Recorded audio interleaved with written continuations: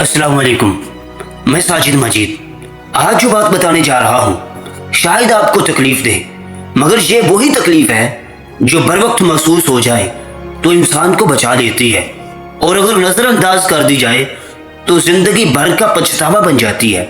जरा तसव्वुर करें कि आप 80 साल की उम्र को पहुंच चुके हैं, बिस्तर पर लेटे हैं, आखिरी सांसें गिन रहे हैं, और इस वक्त आपका ज़हन पीछे मुड़कर पूरी जिंदगी का हिसाब लगा रहा है। इस लम्हे आपके जहन में क्या आएगा? शायद यही कि काश मैंने वो किताब पढ़ी होती, काश मैंने वो वक्त पर पैसे बचाए होते, काश मैंने आज शुरू किया होता, कल का इंतजार ना किया होता।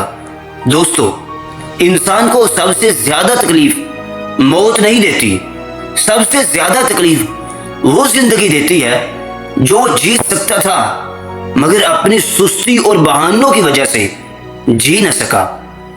और इस पूरे अलमिया की जड़ सिर्फ एक लफ्ज में छुपी हुई है, डिसिप्लिन।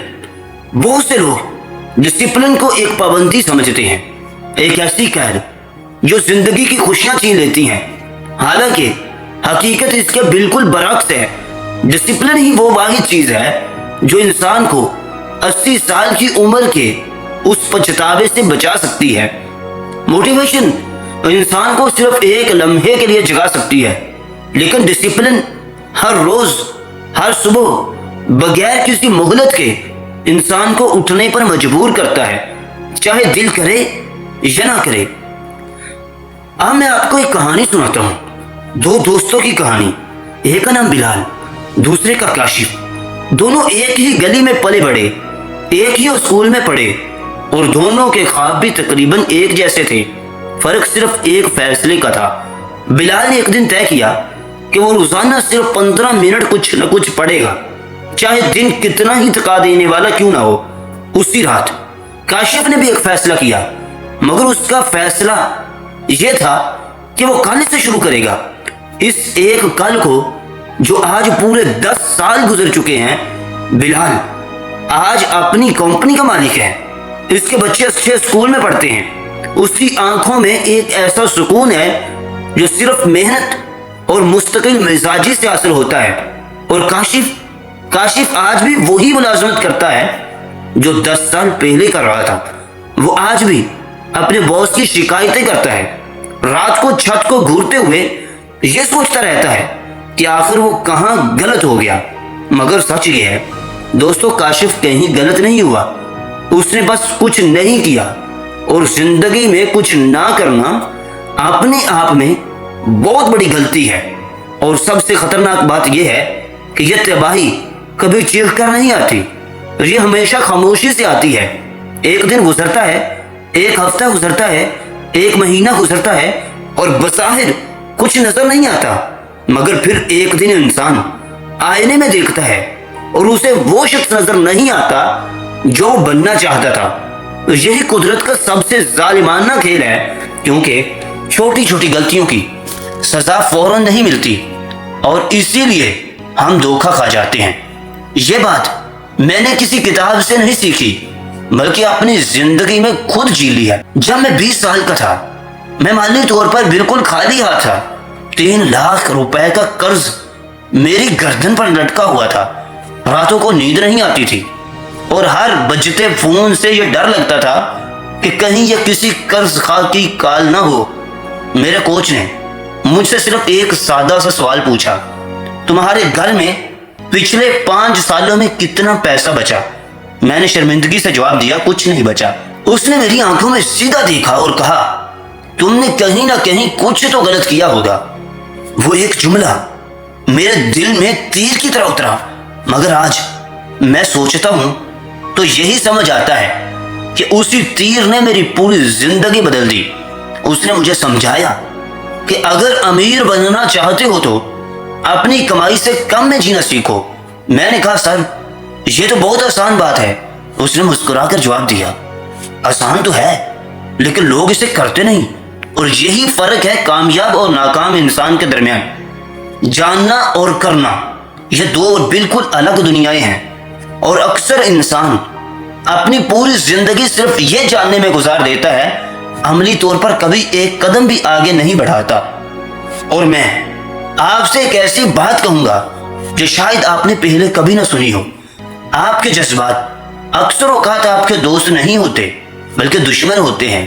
وہی جذبات ہیں جو آپ کو ہر اس چیز کی طرف کھینچتے ہیں جو بالآخر آپ کو نقصان پہنچاتی ہے۔ وہی کہتے ہیں کہ آج آرام کر لو، کل دیکھ لیں گے، یا یہ کام چھوڑ دو کیونکہ یہ بہت مشکل ہے۔ اور اگر آپ نے ہمیشہ اپنے جذبات کی سنی تو یاد رکھیں، جذبات نے آج تک کسی کو کامیاب نہیں بنایا۔ ذرا سوچیں، اگر کوئی شخص صرف روزانہ 10 صفحات پڑھنے کی عادت ڈالے تو یہ بہت معمولی سا کام لگتا ہے، لیکن 1 سال کے بعد یہی معمولی کام 12 کتابوں کے برابر بن جاتا ہے۔ اور یہ 12 کتابیں انسان کی سوچ کا انداز، اس کا نظریہ اور بالآخر اس کی پوری قسمت بدل دیتی ہیں۔ اور بالکل یہی اصول پیسے پر بھی لاگو ہوتا ہے۔ صرف اپنی آمدنی کا 10% بچانا شروع کر دیں۔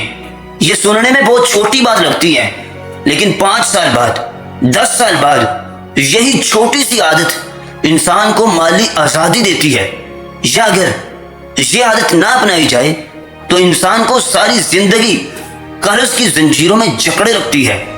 اور یاد رکھیں، جو انسان قرض میں زندگی گزارتا ہے وہ کبھی حقیقی معنوں میں آزاد نہیں ہوتا۔ وہ اصل میں اپنی نہیں بلکہ بینک کی خدمت کر رہا ہوتا ہے، کیونکہ اس نے اپنی محنت کا زیادہ تر حصہ کسی اور کے حوالے کر دیا ہوتا ہے۔ اور وقت کا معاملہ ان سب سے زیادہ سنگین ہے، کیونکہ پیسہ دوبارہ کمایا جا سکتا ہے، موقع دوبارہ مل سکتا ہے، لیکن جو وقت ایک بار گزر جاتا ہے وہ کبھی واپس نہیں آتا۔ ایک دن میں نے فیصلہ کیا کہ اپنے پورے دن کا حساب لگاؤں کہ وقت کہاں جا رہا ہے، اور جو نتیجہ میرے سامنے آیا اس نے مجھے واقعی پریشان کر دیا۔ مجھے پتہ چلا کہ میں روزانہ تقریباً 3 گھنٹے ایسی چیزوں میں ضائع کر رہا ہوں جن سے مجھے کچھ حاصل نہیں ہو رہا تھا۔ 3 گھنٹے روزانہ کا مطلب ہے 1 سال میں 1000 گھنٹے سے بھی زیادہ، ایسے قیمتی گھنٹے جو اب کبھی واپس نہیں آئیں گے۔ اور میں نے وہ 1000 گھنٹے کسی مفید کام میں لگائے ہوتے تو آج میری زندگی یقیناً بالکل مختلف ہوتی۔ اور یہاں سب سے خوبصورت راز چھپا ہوا ہے۔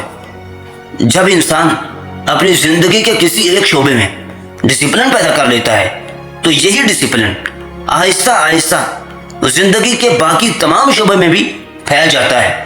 جب آپ اپنے خرچے پر قابو پانا سیکھ جاتے ہیں تو آپ دراصل اپنی پوری شخصیت پر قابو پانا سیکھ جاتے ہیں، کیونکہ ڈسپلن کبھی کسی ایک کام کے بارے میں نہیں ہوتا، یہ دراصل اس بات کے بارے میں ہوتا ہے کہ آپ آخرکار کس قسم کے انسان بننا چاہتے ہیں۔ تو آج ابھی اسی لمحے فیصلہ کر لیں، کل نہیں، پیر نہیں، بلکہ آج کوئی ایک چھوٹی سی چیز چنیں، پھر اسے مکمل ایمانداری سے کریں، چاہے دل کرے یا نہ کرے، چاہے حالات سازگار ہوں یا نہ ہوں۔ کیونکہ یاد رکھیں، ڈسپلن اپنانے کا درد صرف چند لمحوں تک محسوس ہوتا ہے، لیکن اگر آپ نے آج فیصلہ نہ کیا تو پچھتاوے کا درد ساری زندگی آپ کے ساتھ رہے گا اور آہستہ آہستہ آپ کو اندر ہی اندر جلاتا رہے گا۔ تو مجھے بتائیں، آپ کون سا درد چننا چاہتے ہیں؟ وہ درد جو آپ کو بہتر بنانا چاہتا ہے، آپ کو مضبوط کرتا ہے، آپ کو وہ انسان بنانا چاہتا ہے جو آپ بننا چاہتے ہیں، یا وہ درد جو آپ کو 80 سال کی عمر میں بستر پر لیٹے ہوئے آنسوؤں کے ساتھ اندر ہی اندر کھا جائے گا؟ یہ فیصلہ صرف اور صرف آپ کا ہے۔ اپنا خیال رکھیں۔ اللہ حافظ۔